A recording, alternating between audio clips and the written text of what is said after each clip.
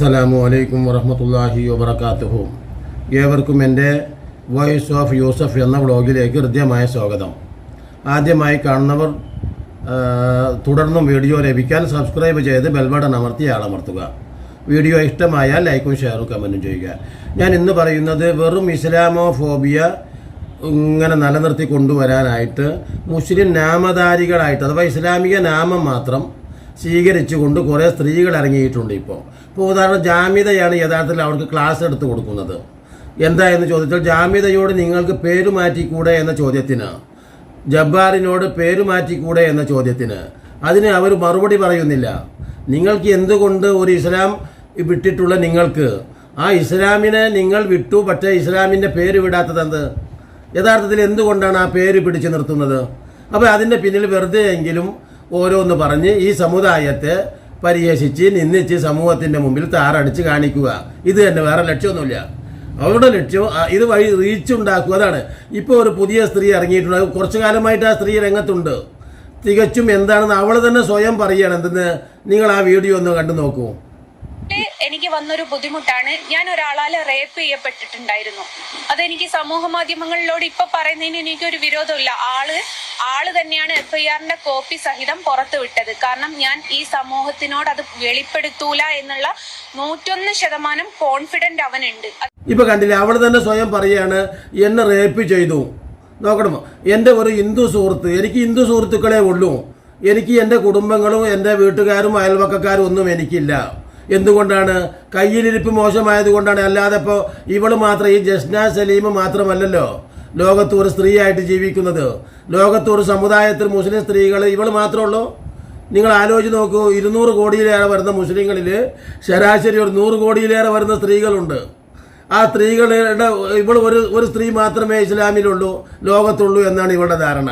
എന്നിട്ട് അവൾ പറയുകയാണ് എൻ്റെ സമുദായം എന്നെ ആട്ടി പുറത്താക്കുന്നു, അവരെന്നോട് സഹകരിക്കുന്നില്ല, എൻ്റെ മാതാപിതാക്കൾ കുടുംബങ്ങൾ ഒന്നും എന്നോട് സഹകരിക്കുന്നില്ല. അപ്പോൾ സ്വാഭാവികമായിട്ടും നമ്മൾക്ക് എന്ത് മനസ്സിലാവും? ഇവർ അതായത് ഈ RSS സിമ്പതി ലഭിച്ച് അഥവാ സ്വാഭാവികമായിട്ട് ഇവിടെ പൊക്കിക്കൊണ്ട് നടക്കുകയാണ്. ഇവരുടെ ലക്ഷ്യം എന്താണ്?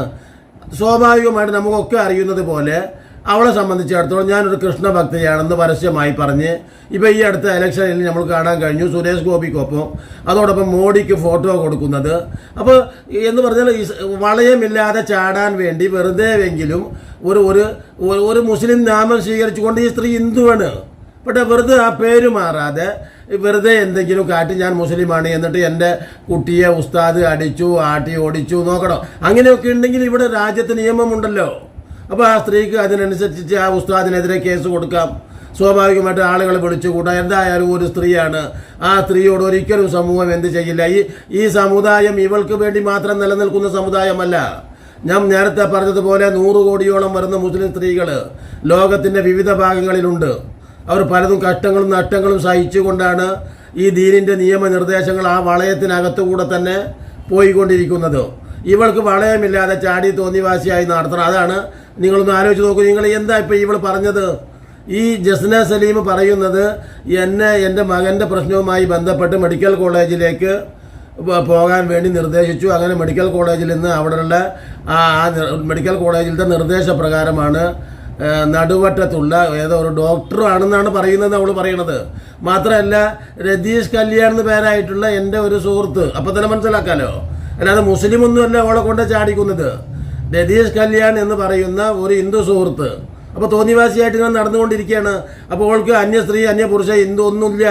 അപ്പോൾ എല്ലാവരും എൻ്റെ സഹോദരന്മാരാണ് എന്ന് നമ്മൾ പ്രതിജ്ഞ എടുക്കുന്നത് പോലെ ഓൾ ഇങ്ങനെ തോന്നിവാസിയായിട്ട് ഇങ്ങനെ മുന്നോട്ട് കൊണ്ടുപോകുമ്പോഴാണ് ഈ രതീഷ് കല്യാണുമായി ബന്ധപ്പെട്ട് രതീഷ് കല്യാണാണ് പറഞ്ഞു കൊടുക്കുന്നത് എന്ത്, ഈ റോഷൻ എന്ന് പറയുന്ന ഒരു ഡോക്ടറുടെ അടുത്ത് പോകാൻ. ആ റോഷൻ ആവട്ടെ ഹിന്ദു ഡോക്ടറാണെന്നാണ് ഞാൻ വിചാരിച്ചത്. അപ്പം തന്നെ എന്താ അതിൻ്റെ അർത്ഥം? ഹിന്ദുക്കളുടെ അടുക്കൽ ഞാൻ പോകുമ്പോൾ എനിക്ക് ഹിന്ദുക്കളെ വിശ്വാസമുള്ളൂ എന്നാണ് അവൾ പറയുന്നത്. അപ്പോൾ സ്വാഭാവികമായിട്ടും അവൾ യഥാർത്ഥത്തിൽ ഹിന്ദു മതത്തിൽ വിശ്വസിച്ചിട്ടുള്ളവളാണ്. എന്നിട്ട് എന്തിനാണ് അവൾ ആ പേര് മാറ്റാതെ? നോക്കണം, അമ്പലത്തിൽ തട്ടമിട്ടു എന്ന് പറയാം, അമ്പലത്തിൽ തട്ടമിട്ടില്ല എന്ന് പറയാം. അവൾ എന്തു ചെയ്തു ചെയ്തില്ല ഈ സമുദായത്തിന് എന്താണ്, അല്ലെങ്കിൽ ലോകത്തിന് എന്താണ്?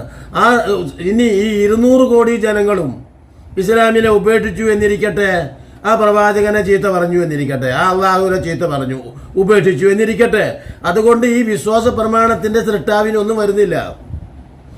സ്വാഭാവികമായിട്ടും ഞാൻ ദൈവികമായ ഒരു വ്യവസ്ഥ എന്ന നിലയ്ക്ക് വിശ്വസിക്കാനും വിശ്വസിക്കാതിരിക്കാനും ഉപേക്ഷിക്കാനും എല്ലാത്തിനുമുള്ള സ്വാതന്ത്ര്യമുള്ള നാടാണിത്. ലോകത്ത് എവിടെയുമുണ്ട്. അപ്പോൾ അത് വേണമെങ്കിൽ അവൾ വിശ്വസിച്ചോട്ടെ. വിശുദ്ധ ഖുർആനിൽ പലയിടത്തും കാണാം ലാ ഇക്റാഹ ഫിദ്ദീനി ഖദ് തബയ്യന റുശ്ദു മിനൽ ഗയ്യ്. ഒരിക്കലും ബലപ്രയോഗമേ ഈ ദീനിലില്ല. അവർ ഇഷ്ടമുണ്ടെങ്കിൽ വിശ്വസിക്കുക. അത് പറഞ്ഞു കൊടുക്കാൻ അന്തർനാക്കും അദാബം കരീബ.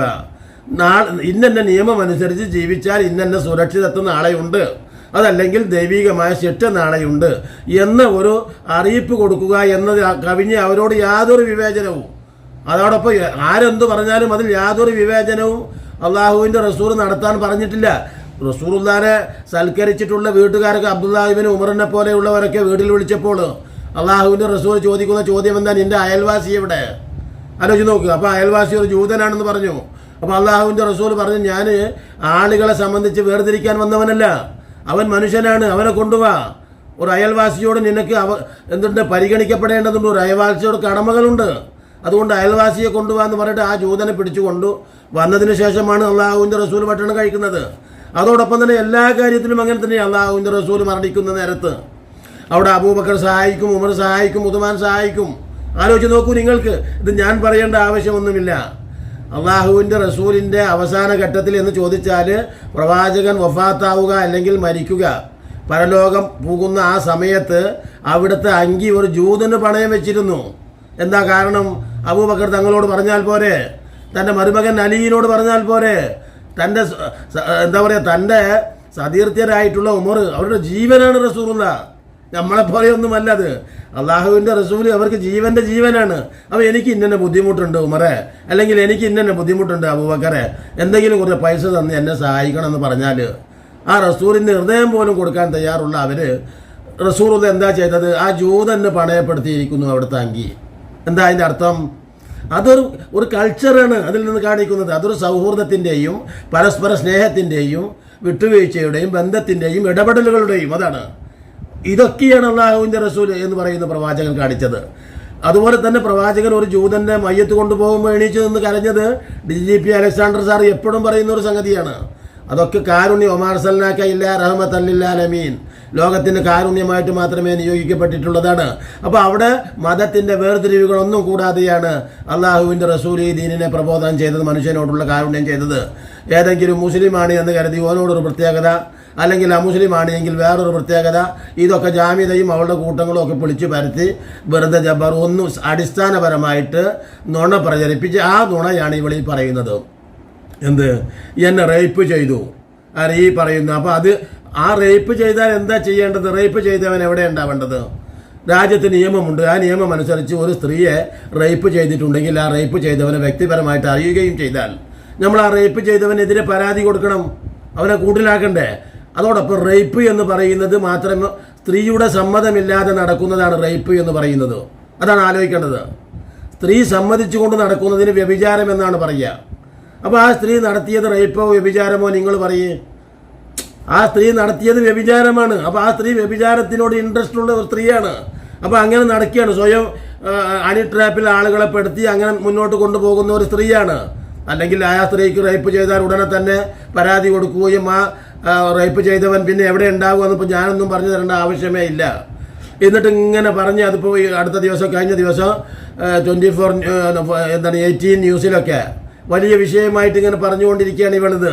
ഞാൻ പറഞ്ഞില്ല നേരത്തെ അവൾ പറഞ്ഞതുപോലെ ആ പറഞ്ഞ വാക്കുകൾക്ക്, ആ വാക്കുകളിൽ നുണയാണുള്ളത്, ക്രെഡിബിലിറ്റി ഇല്ല, മാത്രമല്ല യാതൊരു ഉചിതമായ സംവിധാനവുമില്ല എന്ന് പറഞ്ഞുകൊണ്ട് അവൾക്ക് ഏതു മതമാണ് ഇഷ്ടം എങ്കിൽ അവൾ സ്വീകരിക്കട്ടെ. ഫമൻ ഷാഫൽ യുമിൻ ഒമൻ ഷാഫൽ യക്ഫുർ, ഇത് ഇസ്ലാമിൻ്റെ പ്രത്യക്ഷമായ നിലപാടാണ്. ഇഷ്ടമുള്ള മതം അവർ വിശ്വസിക്കട്ടെ, സ്വീകരിക്കട്ടെ. അതിൽ ആർക്കാണ് എന്താ പ്രശ്നമുള്ളത്? ഇനിയും നിങ്ങൾക്ക് കിട്ടുന്ന വിവരങ്ങൾ അല്ലെ നിങ്ങൾ കമൻറ്റ് ചെയ്യുക. ഇനിയും നല്ല നല്ല വീഡിയോകളുമായി നിങ്ങളെ കണ്ടുമുട്ടുന്നത് വരെ നിങ്ങൾക്ക് നന്ദി.